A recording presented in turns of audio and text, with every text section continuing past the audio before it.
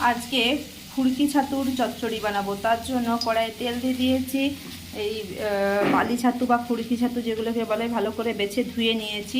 এরপরে এই ছাতুগুলো এতে দিয়ে দিচ্ছি। এর সাথে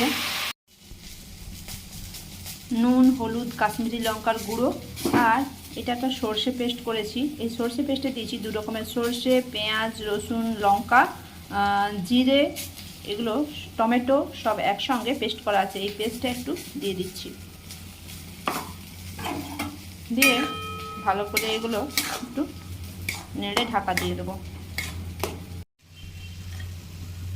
ছাতু থেকে যে জলটা বেরিয়েছিল সেই জলটা শুকিয়ে গেছে। আমার ফুলকি ছাতুর চচ্চড়ি তৈরি হয়ে গেছে। ভিডিওটা দেখার জন্য ধন্যবাদ।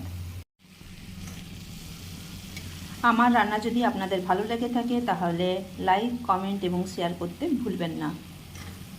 অসংখ্য ধন্যবাদ আপনাদেরকে।